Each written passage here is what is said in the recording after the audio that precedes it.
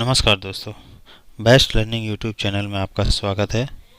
तो आज का हमारा टॉपिक है सैटेलाइट कम्युनिकेशन। इससे पहले सैटेलाइट का एक मैं वीडियो बना चुका हूं, जिसमें सैटेलाइट के बारे में, सैटेलाइट क्या है, कैसे कम्युनिकेशन करता है, इसके बारे में हम पढ़ चुके हैं। ये दूसरा वीडियो जिसमें आज हम पढ़ेंगे सैटेलाइट का क्लासिफिकेशन किस आधार पर किया गया है, और ट्रांसपोंडर क्या है, रिपीटर क्या है, ये कौन से लाभ पे काम करता है, इसके एडवांटेज क्या हैं, ये सब चीज़ें हम इस वीडियो में आज पढ़ेंगे। तो आज का वीडियो हम शुरू करते हैं। सबसे पहले क्लासिफिकेशन देखते हैं। Classification of satellite. Classification based on the transponder के आधार पर हम इसको दो भागों में बांटते हैं, एक्टिव सैटेलाइट और पैसिव सैटेलाइट। अगर इसका हम क्लासिफिकेशन करते हैं ऑर्बिटल वेलोसिटी के आधार पर, तो भी हम इसको दो भागों में बांटते हैं। नंबर एक जियो सिंक्रोनस और जियो स्टेशनरी सैटेलाइट, और दूसरा है जियो असिंक्रोनस सैटेलाइट। तीसरा हमारा क्लासिफिकेशन होता है classification based on the height of a satellite. Height के आधार पर तो इसको बांटेंगे, तो लो अर्थ ऑर्बिट लियो बोलते हैं जिसको, मीडियम अर्थ ऑर्बिट मियो बोलते हैं, जियो स्टेशनरी अर्थ ऑर्बिट जियो बोलते हैं जिसको। अभी इसके बारे में एक एक करके हम देखेंगे। सबसे पहले है लियो। लो अर्थ ऑर्बिट क्या है? जैसे कि आपको एक चित्र में दिखाया गया है कि लो अर्थ ऑर्बिट क्या है।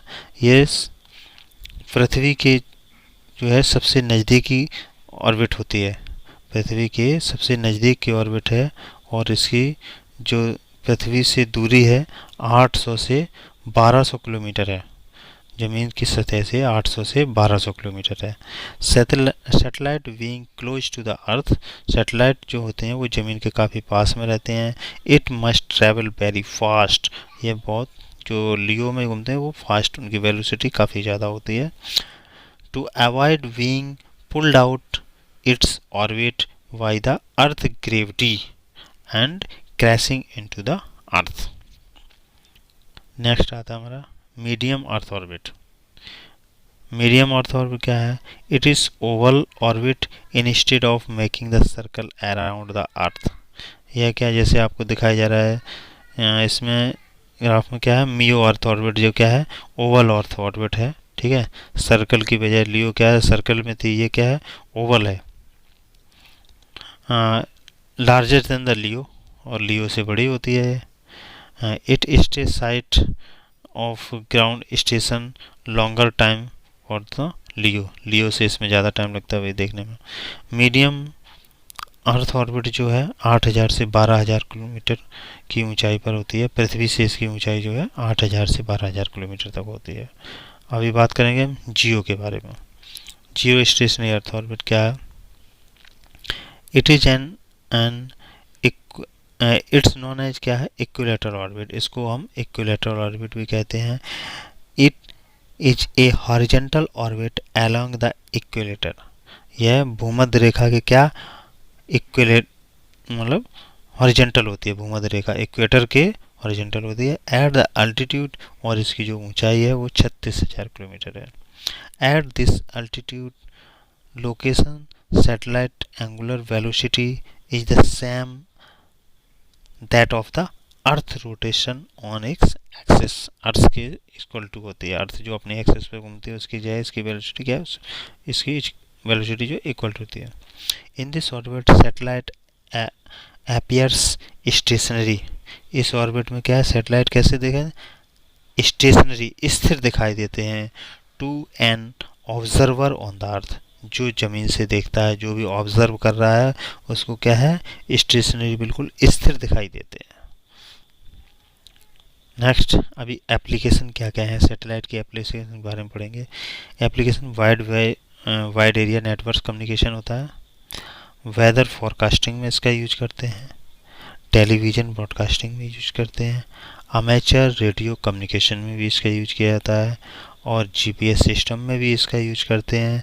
साइंटिफिक रिसर्च में भी इसका यूज करते हैं, और इन मिलिट्री में भी इसका यूज किया जाता है। अभी एडवांटेज क्या है सैटेलाइट कम्युनिकेशन के? भाई एडवांटेज क्या है? सबसे महंगा कम्युनिकेशन है, तो हमारा क्या है इसमें एडवांटेज क्या है? Satellite communication has large bandwidth of 5 megahertz. Bandwidth बहुत लार्ज होती है, इसके कारण क्या है, large number of channel can be provided, इसलिए इसमें लार्ज नंबर हमको मिल जाते हैं। Any new earth station can be added easily, नए अर्थ स्टेशन को आसानी से जोड़ा जा सकता है। Very large range communication is possible, बहुत लॉन्ग दूरी तक इसमें कम्युनिकेशन कर सकते हैं। Large number of channel can be drived on same route पर बहुत सारे चैनल एक साथ चल सकते हैं।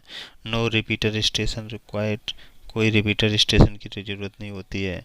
Communication can be establish between 2 points within short time, और जो कम्युनिकेशन होता है बहुत जल्दी से हम इसको स्थापित भी कर सकते हैं। Interception and jamming is difficult, interception और जामिंग बहुत डिफ़िकल्ट है इसमें। Communication over inaccessible terrain is possible, जो टेरेन एरिया है जहाँ पर कम्युनिकेशन नहीं भी हो सकता वहाँ पर भी ये आसानी से कम्युनिकेशन पॉसिबल है। अभी हम पढ़ेंगे इसके लॉ के बारे में। भाई ये सैटेलाइट जो होते हैं कौन से लॉ, कौन से प्रिंसिपल पे काम करते हैं।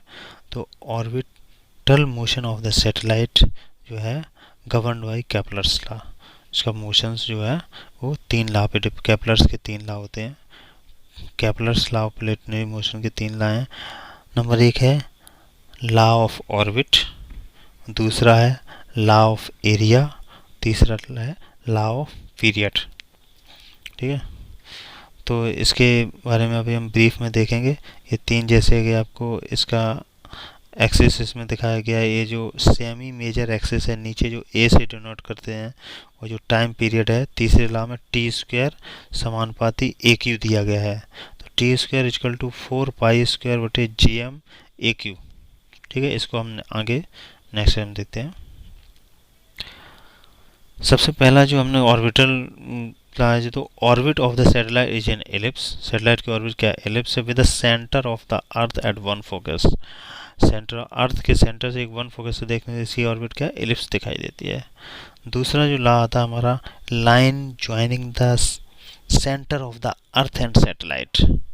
वह लाइन जो सेंटर ऑफ द अर्थ और सैटेलाइट को ज्वाइन करती है, sweeps over equal area in equal time interval, एक सेम टाइम में सेम एरिया को कवर करती है। स्वीप्स ओवर, जो घूम रहा है सैटेलाइट चारों, स्वीप्स ओवर जो घूम रहा है equal area in equal time, equal समय में इक्वल एरिया को कवर करेगा। तीसरा लॉ पे आ जाते हैं, square of orbital period of 2 satellite.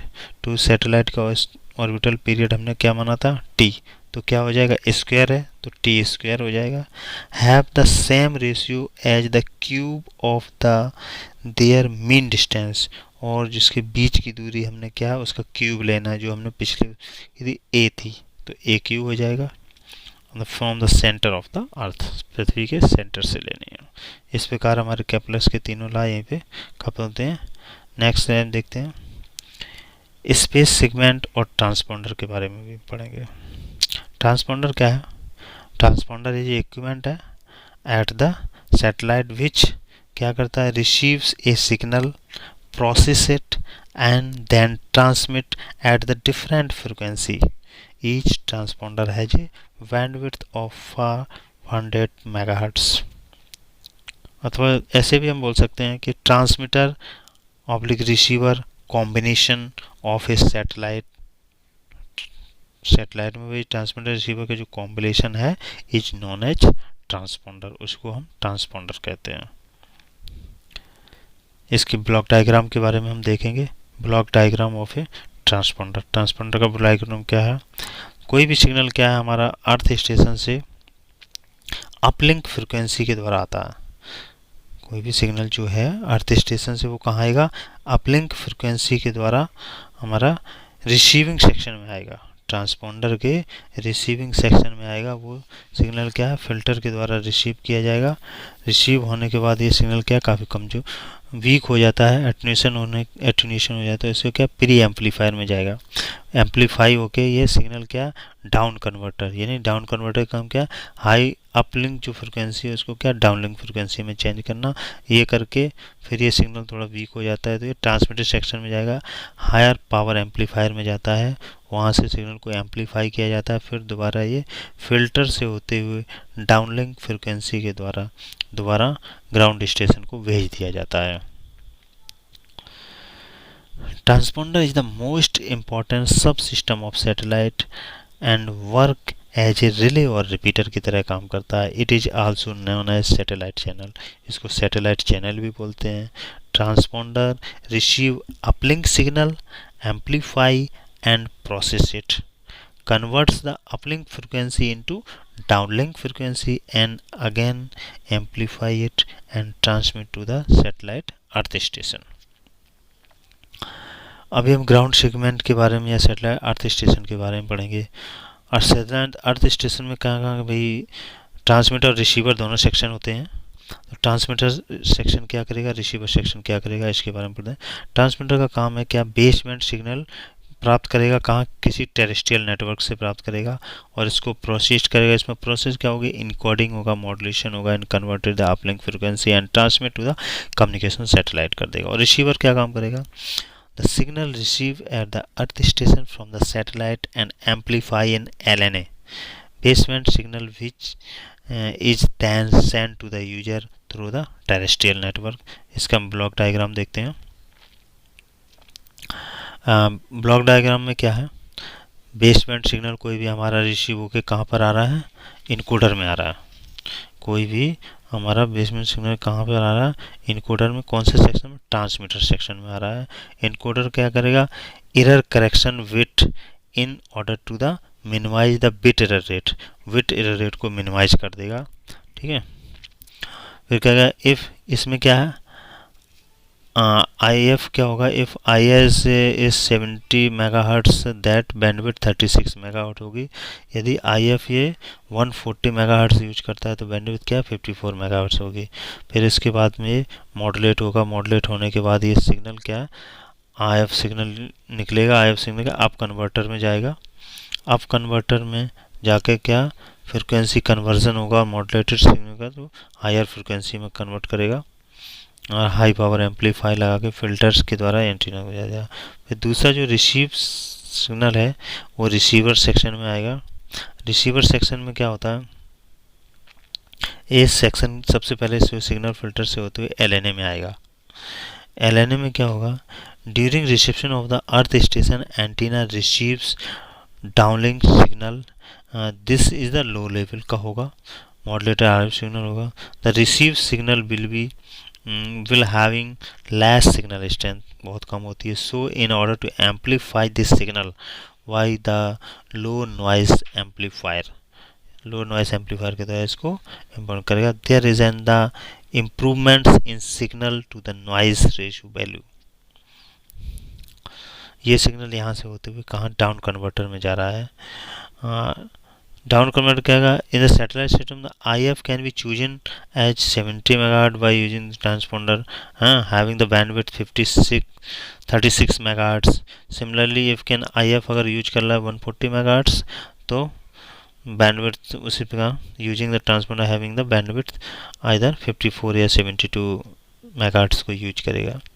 ठीक है, और क्या करता है, it is easy to demodulate at the IF frequency, और क्या IF फ्रिक्वेंसी जो है इसको आसानी से हम इसको डिमॉडुलेट कर सकते हैं। फिर ये फ्रिक्वेंसी जाता है डिकोडर में जाएगा। डिकोडर क्या करे भाई, decode the just opposite, decoder just opposite that the encoder, encoder के जब अपोजिट काम करेगा। So the decoder produce an error free binary information by the removing error correction bits and correcting the bits position equivalent for further processing और फिर क्या करेगा, deliver to the terrestrial network, जो baseband signal जो original information हमारे फिर जो प्राप्त है और वो कहाँ द्वारा हमारे टेरेस्ट्रियल नेटवर्क के थ्रू भेज दी जाएगी। Thank you for watching this video. ये वीडियो यहीं पर समाप्त होता है। अगर ये वीडियो आपको अच्छा लगता है तो इसको लाइक और सब्सक्राइब जरूर करें।